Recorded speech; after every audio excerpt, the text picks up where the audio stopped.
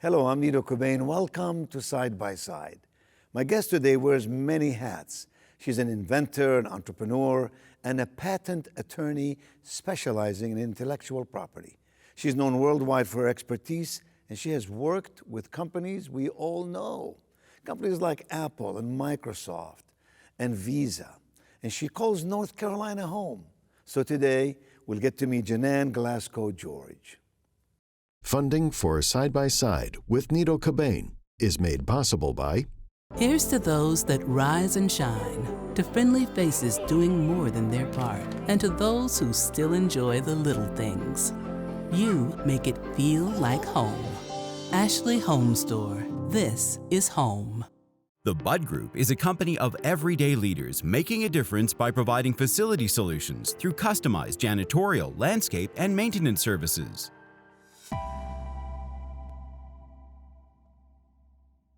Coca-Cola Consolidated is honored to make and serve 300 brands and flavors locally. Thanks to our teammates. We are Coca-Cola Consolidated, your local bottler.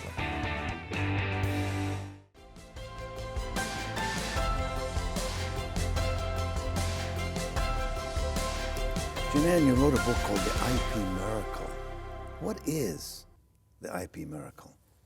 The IP miracle is the fact that ideas are the one truly unlimited resource that everyone has. It's a gift from God, right? And so transforming ideas into reality is a little more complicated. It takes work and action.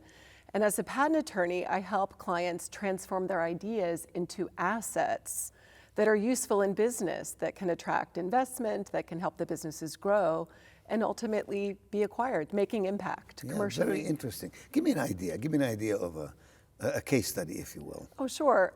One client, and I love working with entrepreneurs and serial entrepreneurs, one client who had sold a software company launched a second company that was security and surveillance technology.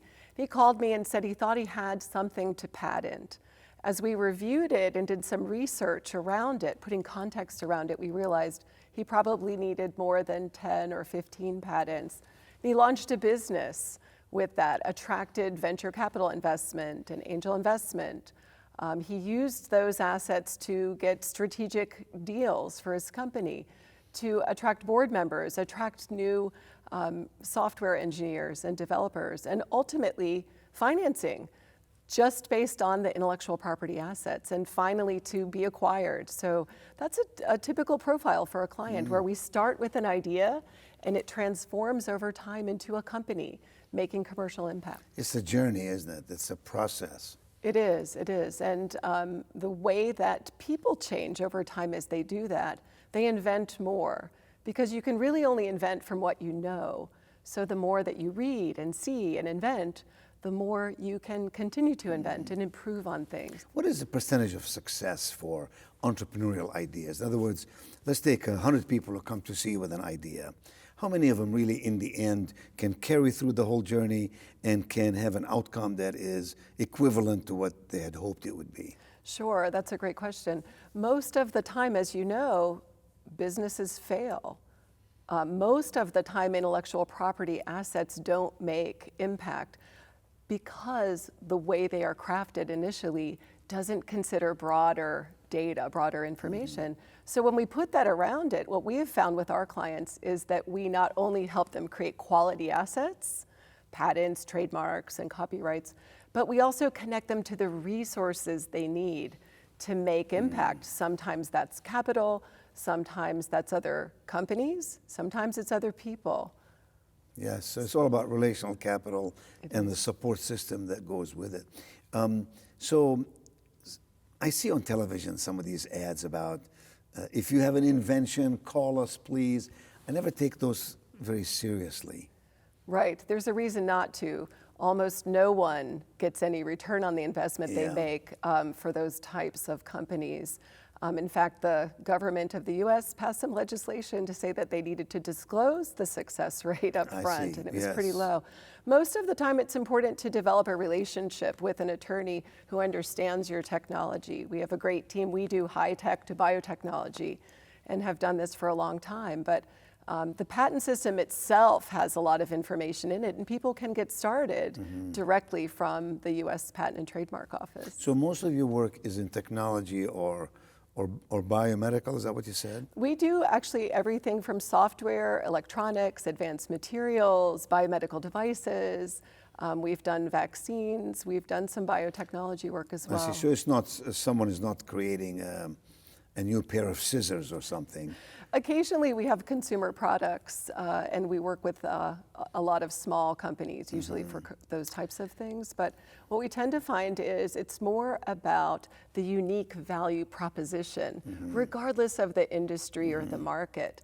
Again, everybody has ideas, solutions to problems. And that's what patents are. They're inventive solutions to problems. And that's the patent process. In other words, if someone has an idea, how do they know that somebody else had not already thought of the idea? I guess that's the patent process, correct? It is. Actually, it is. And as a former examiner at the Patent Office, I learned firsthand how examiners research and analyze to discern, is this application warranting a patent? And so that type of research, what does come before? Because most patents, most inventions are improvements on other things. It's combinations of known components that are unique and new.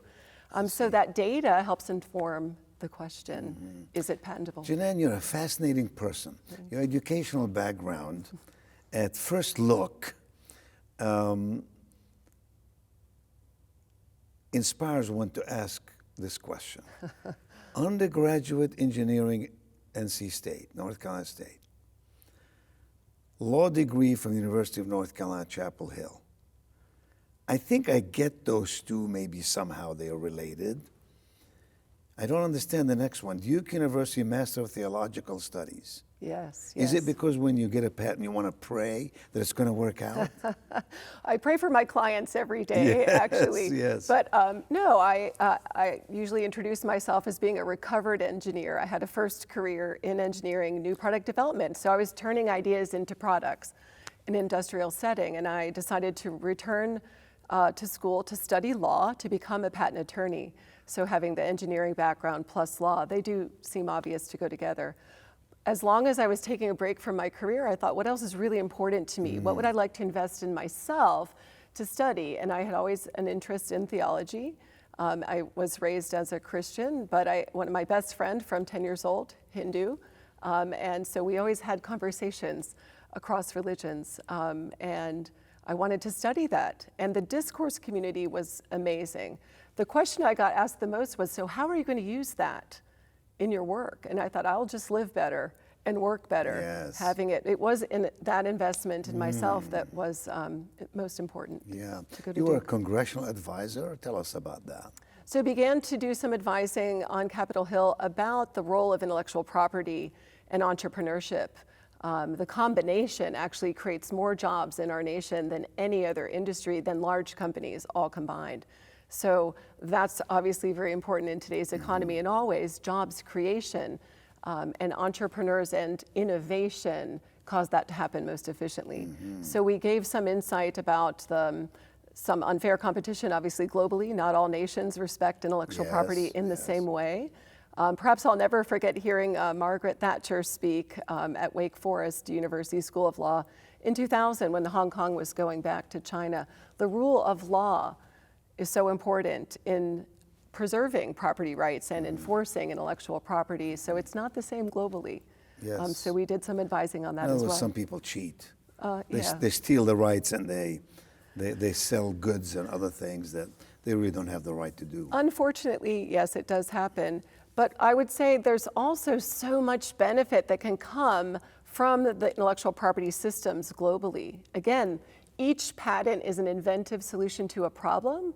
So that covers in the United States, the US patent system, in Europe, the European Patent Office.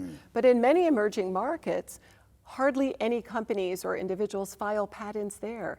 So it creates kind of a free zone to use the research and development in the published system. That was the point of the patent system in the US to begin with. So it's a source of solutions to problems in emerging markets that can really help transform those economies. And you spoke, you presented before the United Nations.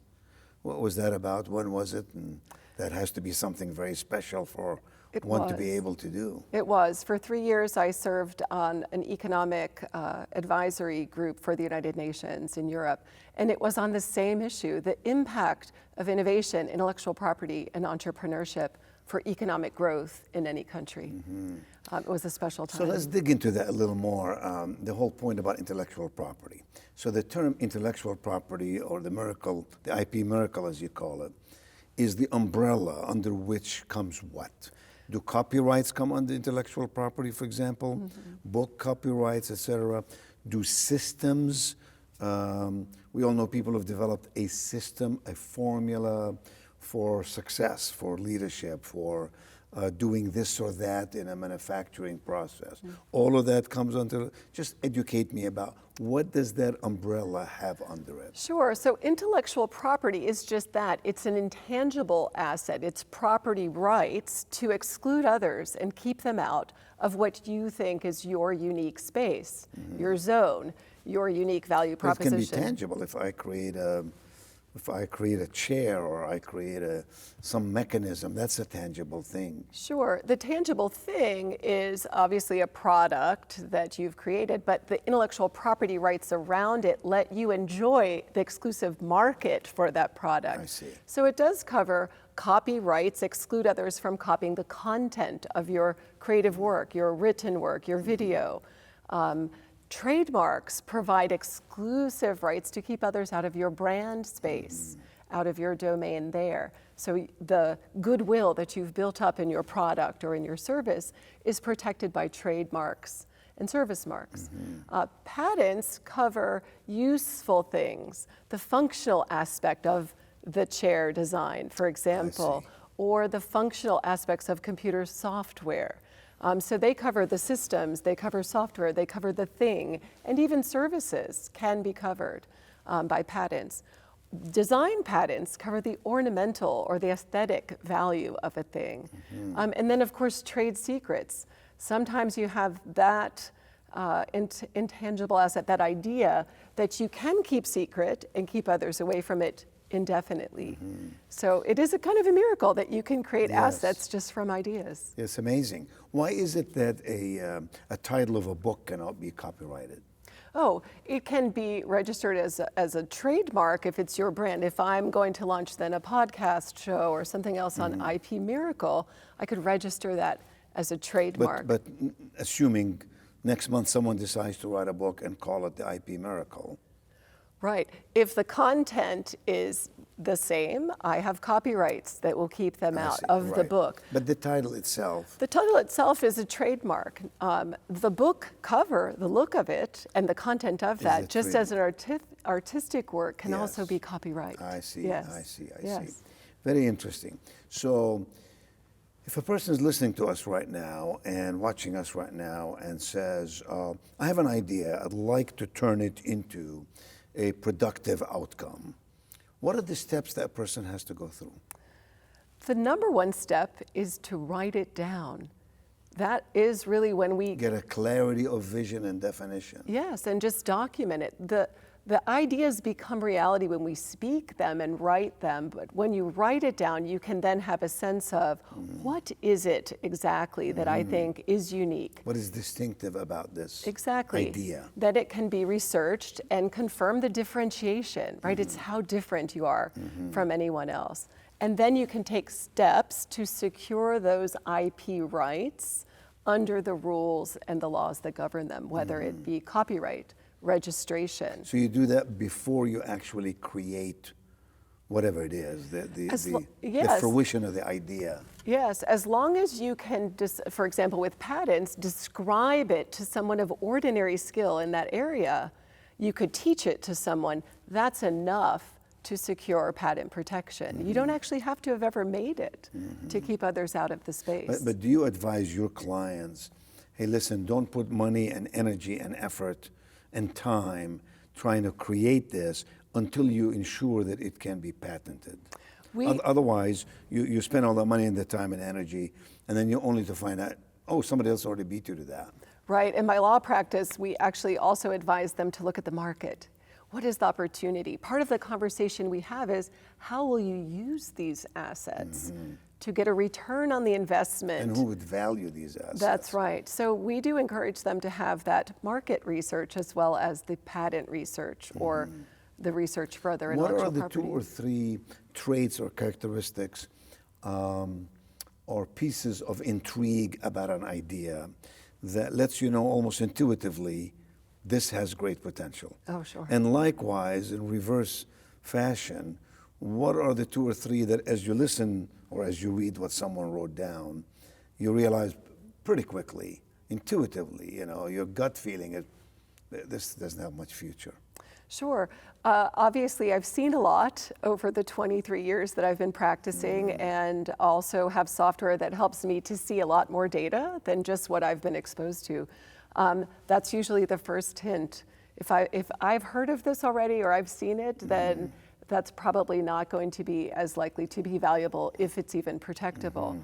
But if it's something new, you should surprise me and my team. We should be thinking, this is unique. We've not seen that before. And then we do research and check the context. Is that correct?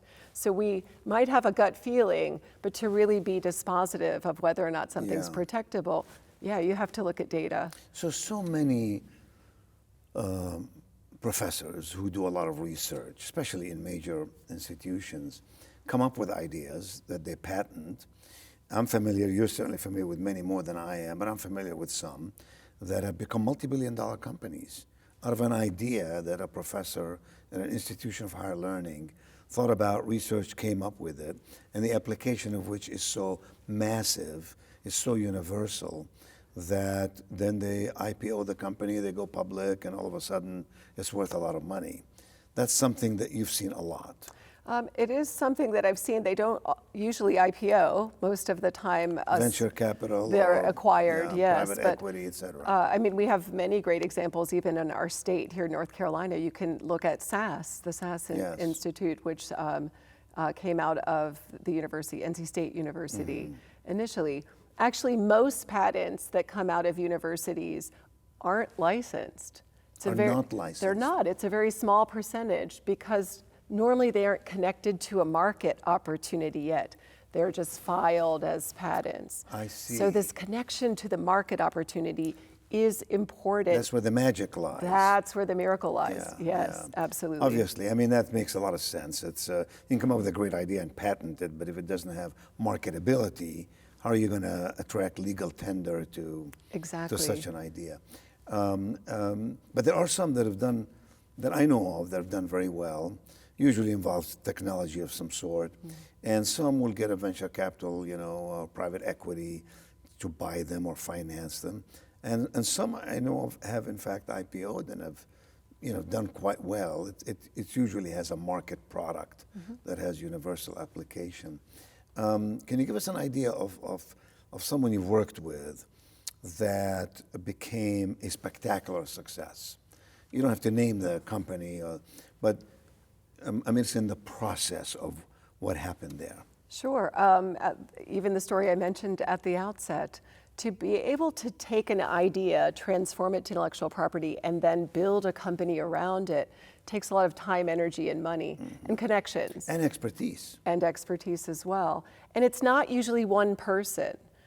So in the case that I mentioned earlier, hiring a team around you, the technical team, you have to build it out, the sales team. You really have perhaps a different skill set than the inventor to run the business and to take it to that level. So bringing a professional management team in very often is key to having that success. It's not instant. At the beginning, it's often the founders are the creators, the inventors. Yes. But as the company grows, that very often needs to change. And when it doesn't, that can very often be the reason for failure. Yeah. Absolutely. So what is one product or one application that you're so proud of that you said, we helped these people and man, they took this company, to new heights of excellence? Sure. One example is in the security surveillance space, SmartView Corporation out of Nashville. that was a pure startup and then attracted capital and grew and was acquired by a major corporation. And what do they do? They began making things, making video surveillance equipment and recording devices that were wireless. Now you see them everywhere, probably in the marketplace. But they pivoted to data analytics. So you have to continually reinvent on top of the original idea to grow and make that impact.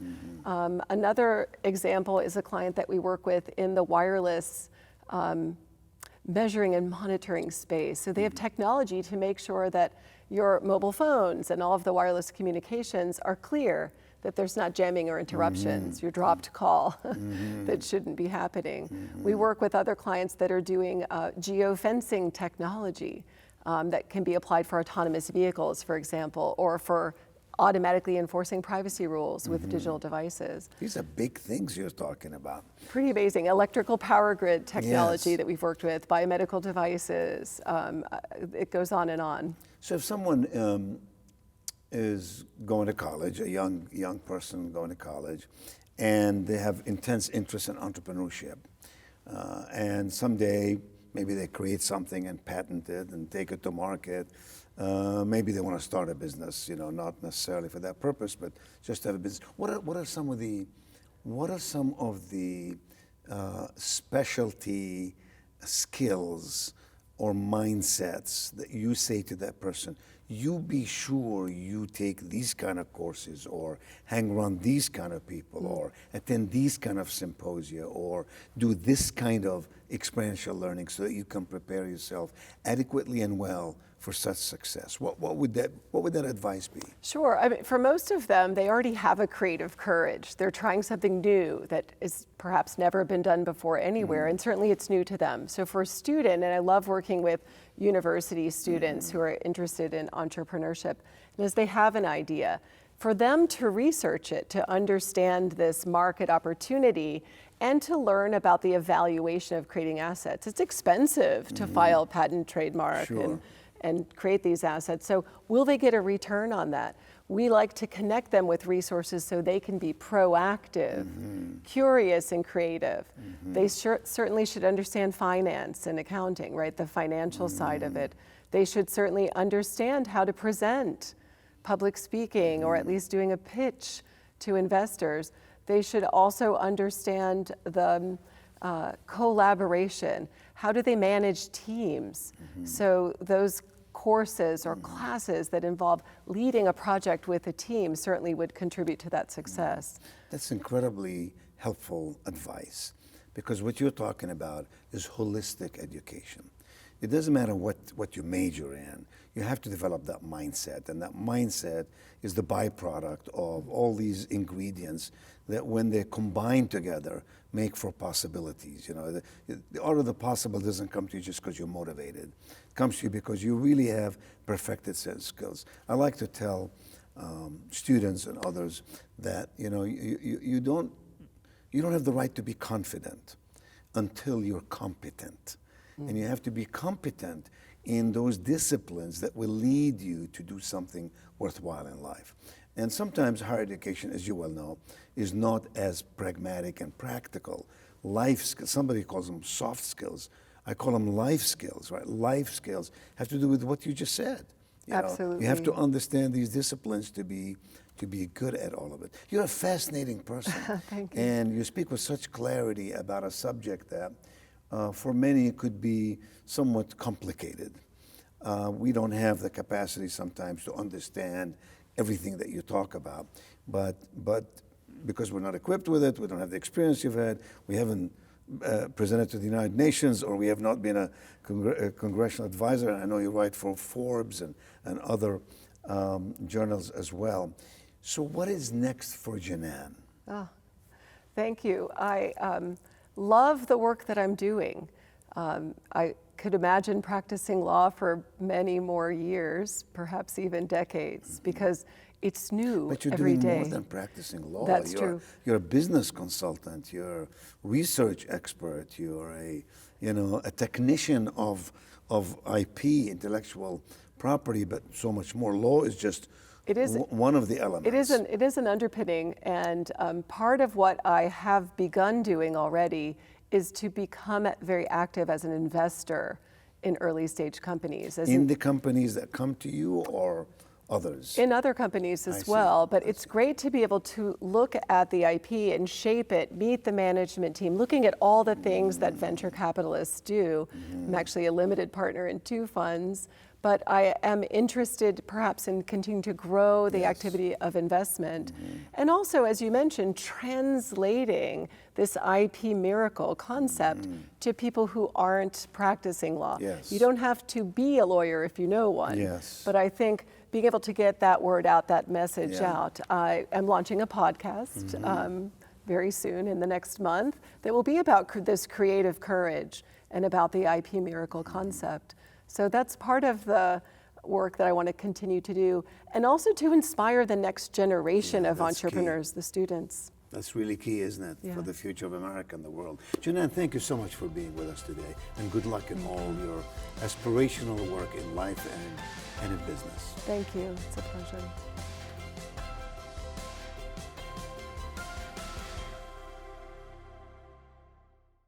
Funding for Side by Side with Nido Cobain is made possible by Here's to those that rise and shine, to friendly faces doing more than their part, and to those who still enjoy the little things. You make it feel like home.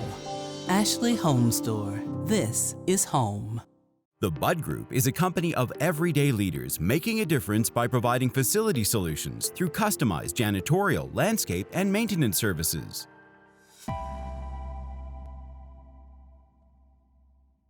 Coca-Cola Consolidated is honored to make and serve 300 brands and flavors locally. Thanks to our teammates. We are Coca-Cola Consolidated, your local bottler.